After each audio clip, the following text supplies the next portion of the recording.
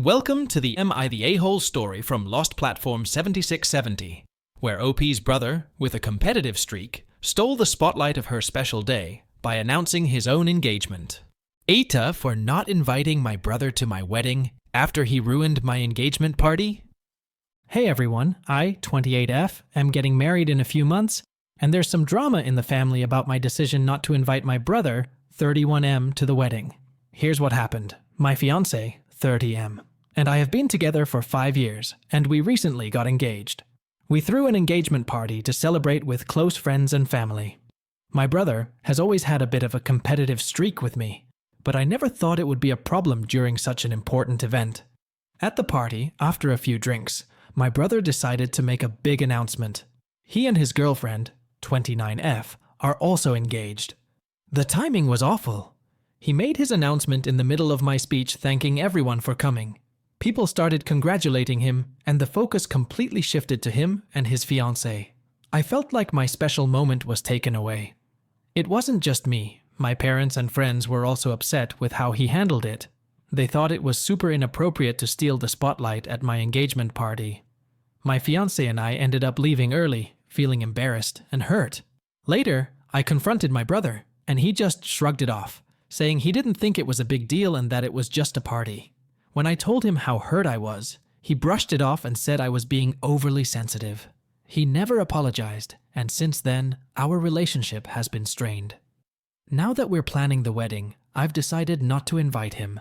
When my parents found out, they were furious, saying that I was being petty and that family should come first. They think it's not fair to exclude him from such an important event, even though they also acknowledged that what he did was wrong. Some of my friends are on my side, saying I have every right to decide who comes to my wedding. But others think I'm overreacting and should let it go for the sake of family peace. My fiancé supports my decision, but he doesn't want me to regret it later. So, Eta for not inviting my brother to my wedding after what he did at my engagement party.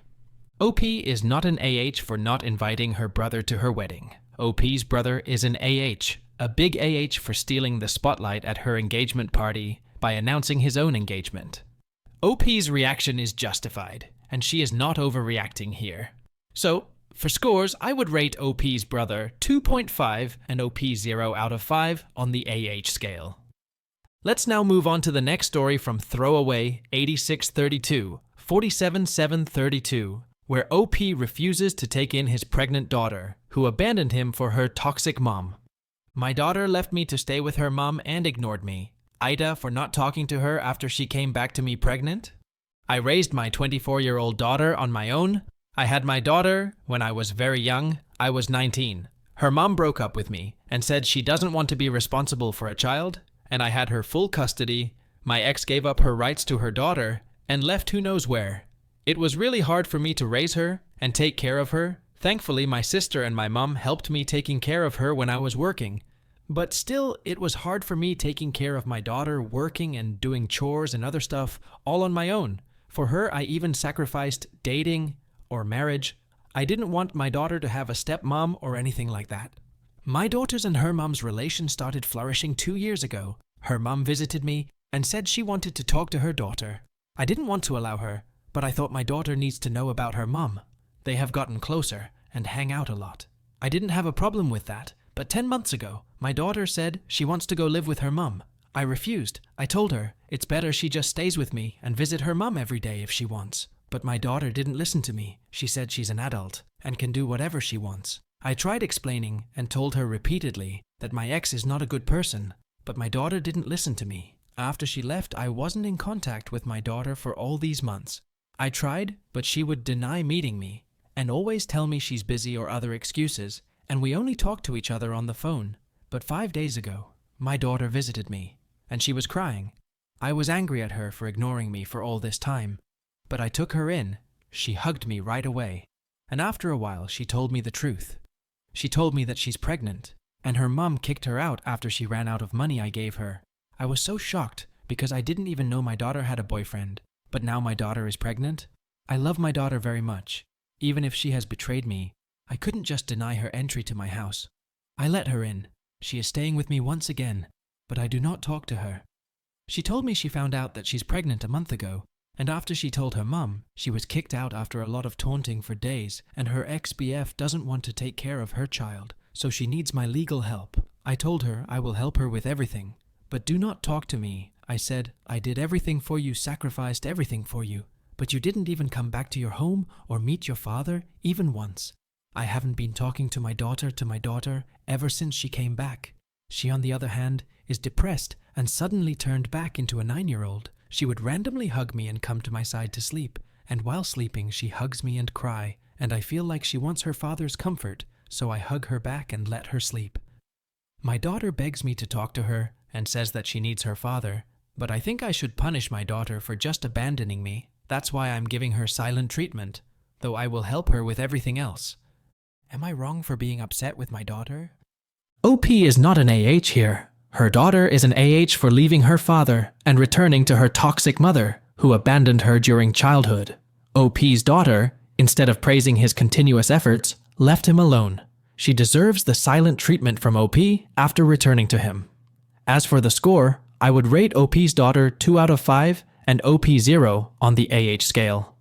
Let's now jump onto the next story from Kexty, where OP hesitate to reconcile to his brother again after he abandoned him when OP needed him the most. Aita, for not wanting to get close again to my brother after he abandoned me when I needed him the most. When I was 12-year-old, I told my parents that I had been sexually abused by a family member for 6 years, 4 to 10.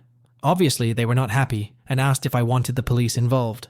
I said yes, but because this was the patriarch of the family, I don't blame them. They chose to do the opposite. They've never experienced this before. So after, life went on, and I continued seeing this person until I was 15. Nobody knew about it except my parents, until I eventually broke down one day and demanded law enforcement be involved.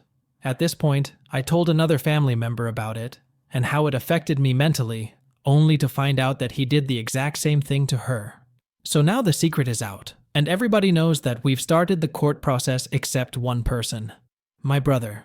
My brother and his family lives a few hours away, and my father didn't feel it was something to tell him over the phone, so we let him know we needed to speak, and would be there the next day. 5 minutes on the road, and my brother called saying we didn't need to come, and he already knew what was happening. He is a detective with his local PD, and had looked up our last names and saw the charges before we could talk to him. Since that day, he wanted nothing to do with us, even though he would tell me and his other siblings that he wasn't abandoning us, but the older people in the family. But since that day, all we got was Christmas texts and the occasional HBD. I asked him to come to my HS graduation, and he rejected. He was so gone that I'd stay up at night and wonder if he would even come to my funeral. Well, last year, 2023, after 6 years of no real communication, he apologized to everyone for how he reacted and wanted all of us back in his life. He let us know that he had 3 kids we never knew about and wanted us to come over and see them. So of course we did. We were excited. I've seen him 2 times since then. My family has been way more. Now that the excitement is over, I now find myself mad. He has made no effort to make the few-hour trip to our house even once. It's always us that has to come to him. He still doesn't text me, only the adults. He has never actually talked to me about everything that happened, just sorry. Essentially, in my head, I'm thinking, you abandoned me when I needed my big brother the most. I've wanted our relationship to be back to normal the past 6 years, but couldn't because you didn't want that. But now that you want one, I have to come running? I feel like an AH because everyone around me wants me to go with them to his house, because they want his kids to know their aunt, but I can't get past all the shit I've been through and how I was abandoned at the worst possible time. I also feel like shit because I'm so close to my other nephew, but not his kids. I want a relationship, but at the same time, it's been 6 years, and, as brutal as it sounds, I convinced myself he died because that was easier to digest than being abandoned. So, Aita, because I feel this way, and I'm not ready to act like nothing happened. Aita for not wanting to get too close to him or his kids, in fear he could abandon me again at the drop of a hat? Aita for now being the one to maybe deny the relationship? OP is not an AH here. His family, including his parents and brother, abandoned him during a traumatic time in his life. His brother, who is a detective and should have been there to help him, barely contacted him. So, I would rate OP's brother 2.5 and his parents 3.5 out of 5 on the scale, and OP gets 0. Let's now move on the next story from Pineapple Senior 4105, where after his divorce with his wife, OP enter into a relationship with his ex's best friend. When OP's ex-wife learned about it, she accused him of cheating him during their marriage, and it creates a dilemma for their children. Would I be an a-hole if I proposed a girl who was my ex-wife's ex-best friend? My future wife Sarah is wonderful. I met her 1 year after I met my ex-wife. I've always admired Sarah. She was always an upright and honest person, fighting for minorities, volunteering for associations, and was also very funny. She and my ex were great friends. But Sarah kept her distance from me when I wanted to get to know her. But over the years, we became very good friends. Then, 7 years ago, my ex-wife Martha, 38F, cheated on me with a colleague of hers. I had my doubts, so I asked Sarah, 36F, if she knew anything about it. She told me she didn't know anything. I did my research and found proof of my ex's affair, and to top it all off, this colleague came to our house from time to time with other people, so he knew my family. I left Martha directly, and it was a difficult ordeal, especially for my daughter Lily, 15F. During this ordeal, Sarah was really a shoulder for me. She cut ties with my ex, and as I had nowhere to go after the divorce, she refused to let me spend my money in hotels and allowed me to stay at her place. All my other friends were married, and I didn't want to disturb them, and my family lives too far away. Sarah was very patient with me and always listened to me. When my ex heard I was living with Sarah, she laughed and said she wasn't surprised. I asked her what she meant, but she didn't answer. My daughter came to visit me and was extremely unpleasant with Sarah. I had asked her why, and she told me that her mother had told her that the reason we had divorced was that I was in love with Sarah. I was furious and phoned my ex. She told me not to pretend and that she knew I had feelings for Sarah. I didn't want to hear any more and hung up. It had been years since I'd felt the need to finish my work and find the person I loved, and with Sarah, I was always looking forward to coming home. One night, we slept together and became a couple. Things went very fast as Sarah got pregnant, and we had our son Caleb, 5M. When my son was born, Lily became surprisingly calm and got on very well with him, even though she was always so disagreeable with Sarah. To this day, Lily adores Caleb and even overprotects him. When she's at home, and I scold Caleb for something stupid, she gets very angry and decides to take him with her and lock herself in her room with him. It's hard to spend time with my son when Lily's around because she monopolizes him, but Sarah says I should be happy that Lily loves Caleb. 1 week ago, I proposed to Sarah and she said yes. When my ex found out that Sarah and I were getting married, she came to our house furious. Fortunately, Sarah wasn't there at the time. My ex told me she was disgusted that I had used Sarah's altruism to push my sick obsession with her. I shot back that she was crazy and that I didn't know what she was talking about.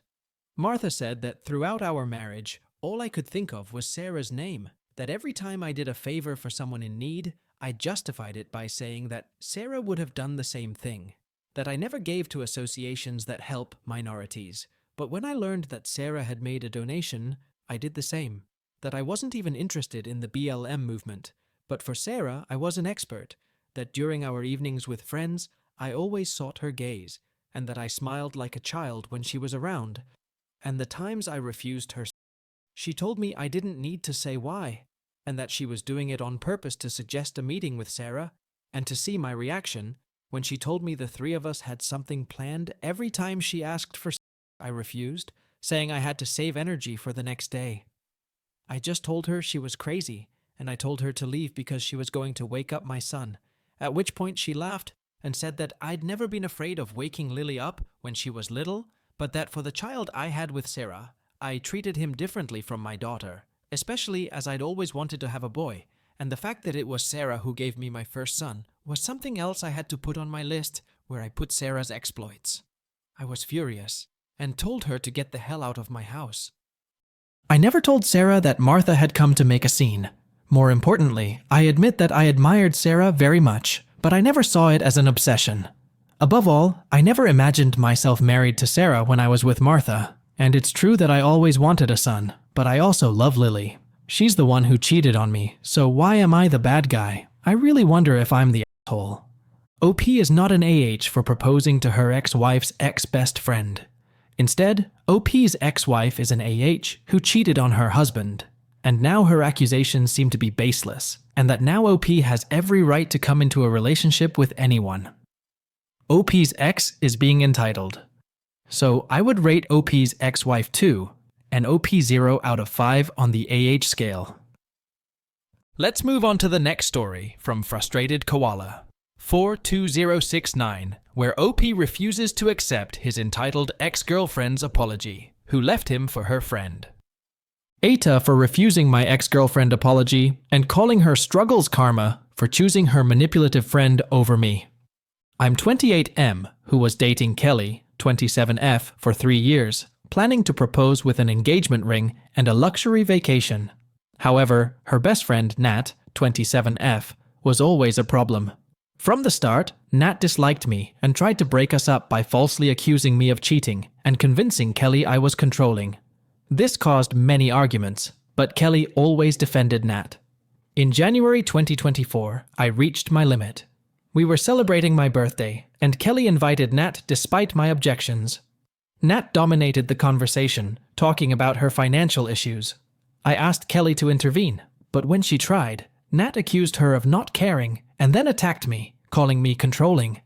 I lost my temper, calling her a manipulative bitch. Nat physically assaulted me, leaving bruises. The day was ruined, and back home, I gave Kelly an ultimatum, either me or Nat. Kelly argued it was unfair to make her choose. We fought, and when Kelly said I provoked Nat by insulting her, I told her to leave. After threatening to call the cops, she finally left. I packed all of Kelly's belongings, including everything I had bought for her since she had lived off my money for 2 years. I texted her to pick up her things, and when she arrived, I handed them over without speaking. Later, Nat texted, calling me a jerk for keeping the gifts. Kelly also texted, calling me stingy. Angry, I sent her photos of the expensive engagement ring and vacation tickets I had bought to show what she missed out on because of Nat. Then, I blocked her. In September, Kelly showed up at my place looking awful and begged me to take her back. She admitted she had made a huge mistake. After we broke up, she got her own apartment, but realized how manipulative Nat was. Nat kept guilt-tripping her into giving her money, and eventually moved in with Kelly after getting evicted. Things got worse.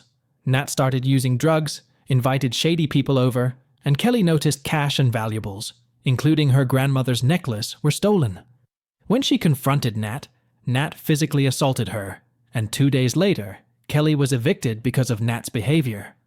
Now homeless, jobless, and broke, Kelly apologized, saying she would do anything to get back together. I felt a sense of satisfaction and told her it was karma for choosing Nat over me. I asked her to leave, threatening to call the police if she didn't. Kelly told mutual friends, and they think I was too harsh given her situation. They suggest I apologize or even consider taking her back. Now, I'm conflicted. Should I apologize to keep the peace with my friends? Or am I justified in not taking her back or apologizing? Aita? Edit 1. Thanks for all your opinions and suggestions.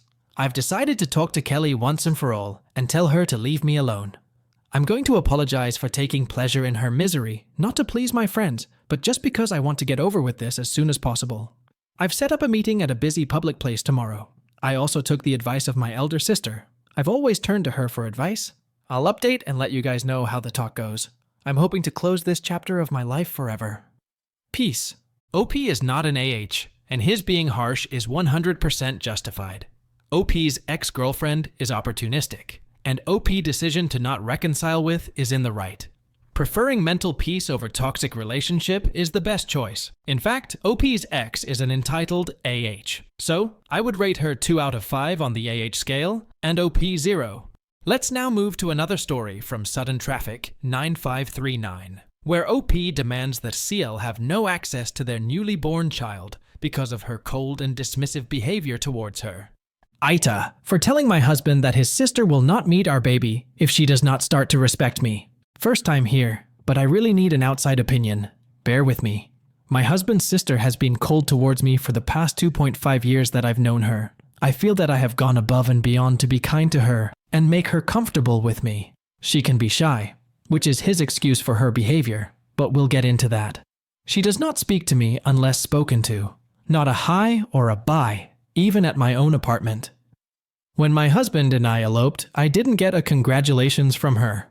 On my birthday, she called my husband to chat. He mentioned that we were on our way to dinner for my birthday. No happy birthday from her. When we found out that I was pregnant, she was the first person my husband told. I didn't hear from her. She came to visit us 3 weeks later. Again, walked into our apartment without acknowledging me, and did not congratulate me or ask about the pregnancy at all while she was here. To add to that, I was extremely sick with a condition called hyperemesis gravidarum. It's like morning sickness, but on steroids.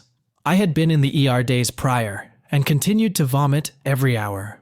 She was aware of this before coming over. There was no acknowledgement from her, and I was treated like I didn't exist. In the past, I have asked my husband if he was aware of any issues she had with me. Maybe I said or did something that she didn't like and didn't know. He said, "No, why would you think that?" I told him how I felt and mentioned the things above. This was before the pregnancy. He said that he was sorry that I felt that way and that he would talk to her about it. He also mentioned that she was a very shy person, so it is most likely unintentional. He's right, she is not the most outgoing person, but I can't just chalk it up to that. We've been in plenty of social settings together. I've seen how she greets and acknowledges other people, even strangers. She doesn't just lack manners or social cues because she's shy. I think it's a poor excuse. Anyway, he lets me know that they spoke, and she doesn't dislike me and didn't realize that she was being rude to me, but will make a conscious effort to be more respectful going forward. The next time that we see her, we visit her and their brother at their place. I had a terrible headache, and their brother offered the second bed in the sister's room if I wanted to lay down. They live on campus, in a house where the rooms are set up dorm style, but she does not have a roommate. Before I could say anything, she gives him a side eye and says, no. I said, "No worries," and went to lay in his room, same setup, extra bed that was my husband's while he was in college. My husband told her that wasn't cool and asked her to apologize. She did, and she said she had just done some laundry and used the extra bed to dump her clean clothes, so that was the reason for her saying no, and it was not personal. I thanked her for apologizing and was happy to move on. I asked their brother for his opinion. He's a year younger than my husband, and him and I get along very well. He basically said that she's the only girl out of 4, so the family is used to her attitude and doesn't mind. For example, she will yell at them, call them names, demand things, hang up the phone on them when they can't fulfill her needs immediately, etc. Although my siblings and I didn't grow up treating each other that way. I know some do, so if they allow it, cool. But towards me, no thank you. The next time we saw her, which was most recent, is when she came over after finding out that I was pregnant. Her and my husband were spending a day together out the house. I was too sick to leave the bed, and I couldn't help but to send a text and let him know how I felt. I told him that I should not feel that way in my own home, especially at such a vulnerable time. I don't know if any of you are familiar with HG, but it is debilitating. I wouldn't wish it on anyone. Later on that day, he asked if she could come in and apologize. In hindsight, I really wish that I would have taken them up on that offer, but in the moment, I was so overwhelmed physically, mentally, and emotionally that I told him it was not a good time for me. In the past, she has asked my husband to place Amazon orders for her because she doesn't have a Prime account. He told her that I have a Prime account, so he would relay the message. I would then place the order and text her the tracking info. I don't know if this is where her being shy comes into play, but it would be the same approach every time. She would call him directly, ask him, and he would say, "I'll ask OP. She has Prime, I do not." About a month after our last interaction, she called him to ask him to place an order. I was baffled. After knowing that I am very uncomfortable with how she treats me, she can't even send an apology text. Yet, how is she so comfortable asking me for favors? I told him exactly that, and he said he understands. He would ask her to reach out. A few more weeks pass and I get an email that reads, "Thank you for your order," from Amazon. I asked him if he placed the order on my phone, and he said, yes, she sent the money so I had to. I told him that I was not okay with him going behind my back to do something I was not comfortable with. He said that she asked him to do her a favor, not me. But really, she goes through him to avoid asking me. I told him that at this point my issue is no longer with how she treats me. I am okay with not seeing or speaking to each other moving forward. I feel like I've been begging her to be nice to me, and I'm done. My issue is now with him. He is responsible for making sure that his sister respects his wife, and he has done a poor job at that. Aita, for telling my husband that if she doesn't want to respect me, that is okay, but when our baby comes, his sister will not be having a relationship with them. This may be a hot take, but I don't believe that anybody who disregards the well-being of the mother throughout her pregnancy should have access to the baby just because they're family. The other things I could let go of if she was empathic during this time. His other siblings check in on me and baby often and are very supportive and encouraging. I would have the same feelings towards any of my family members if they treated me or my husband that way. Sorry for such a long-winded post. Let me know if you have any questions that will give better context. Thank you. OP is not an AH here, rather her sister-in-law is an AH, the big one for being cold and dismissive towards OP, and now, OP's demand that her sister-in-law should not have access to her newly born child is justified. She is just setting boundaries to protect the future of her child. As for scores, I would rate OP's sister-in-law 3, OP's husband 2, and OP 0 out of 5 on the AH scale. Let's now move on to the last story for this video. The story is from narrow_valuable_6330, and it revolves around the breakup of a couple during Halloween party.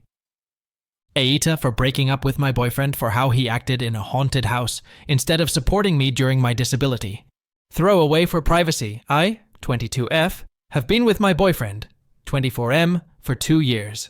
For some background, I am chronically ill and have a few issues that impact my ability to do activities that require a lot of standing and walking. I have a joint condition and a fainting condition. Typically, I use a wheelchair for outings like that. A few weeks ago, my boyfriend Mark told me that he and his friends had planned to go to a local amusement park for one of their Halloween nights, and he wanted me to come with him. There's an amusement park near our town that before they closed down for the winter, opened the park for the weekend nights as a haunted theme park. Decorations, fog machines, haunted houses, and scare actors. Something I loved doing before I got sick. While the park itself is wheelchair accessible during the main running, it isn't during their haunt nights. The haunt zones have steps, dips, tight spaces, sharp tight corners, low ceilings, and it's super dark. Not to mention a lot of it is done in fields, on gravel, or nailed together boards with cracks and gaps. And these zones are located in main areas you need to get through the park. Not something you can do in a wheelchair. Unfortunate, but not everything will be accessible. That's a fact of life. I thanked Mark for the offer but declined giving the above reasons. He told me that I could do without a wheelchair for a single night.